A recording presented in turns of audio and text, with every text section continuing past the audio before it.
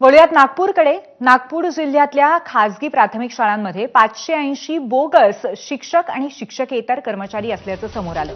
या प्रकरणी 3 जणांना नागपूर पोलिसांनी अटक केली आहे. वेतनापोटी सरकारी तिजोरीला कोट्यावधींचा चुना लावण्यात आल्याचंही समोर आलंय. खुद्द शिक्षण विभागाने त्यांच्या एका आदेशात हे मान्य केलंय. विशेष म्हणजे एबीपी माझाकडे शिक्षण विभागाच्या त्या आदेशाची एक्सक्लुझिव्ह प्रतही आहे. भंडारा जिल्ह्यातील लाखनी तालुक्यातील एका शाळेमध्ये बोगस मुख्याध्यापकाच्या नेमणुकीच्या प्रकरणामध्ये आधीच नागपूर विभागाचे शिक्षण उपसंचालक उल्हास नरड आणि बोगस नियुक्ती मिळालेले मुख्याध्यापक पराग पुणके यांना अटक करण्यात आली होती. त्यामुळे बोगस शिक्षक घोटाळा प्रकरणामध्ये आतापर्यंत एकूण 5 जणांना अटक करण्यात आली आहे. आता या प्रकरणामध्ये महाराष्ट्र राज्य शिक्षक परिषदेने उडी घेतली आहे आणि संपूर्ण प्रकरणाच्या एसआयटी चौकशीची मागणी केली आहे.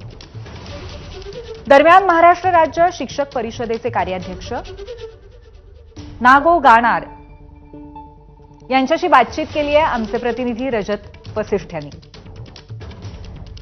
आपल्यासोबत महाराष्ट्र राज्य शिक्षक परिषदेचे कार्याध्यक्ष आणि माजी आमदार नागो गाणार सर आहेत. सर, 580 शिक्षक नागपूर जिल्ह्यात बोगस आहे असा आरोप होत आहे.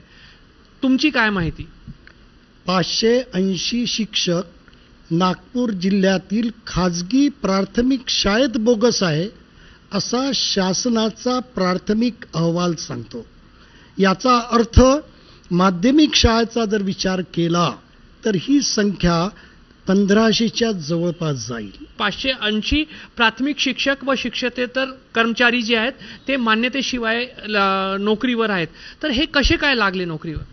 मान्यतेशिवाय नाही आहे, मान्यता आहे. नियुक्ती बोगस, मान्यता बोगस, नियुक्तीला मान्यता आणि त्या बोगस नियुक्तीला मान्यता दिल्यानंतर शालार्थ आयडी देऊन त्यांचं वेतन काढलं गेलं म्हणून ते बोगस आहे. बोगस नियुक्ती याचा अर्थ काय?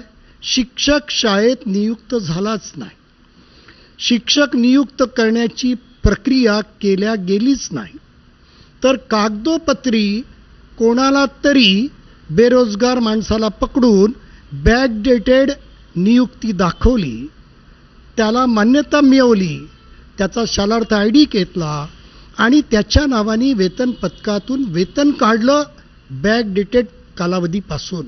ह्या नियुक्त्या 2019 ते 22 या कालावधीत झालेल्या आहेत. आता वळूयात राजकीय बातमी.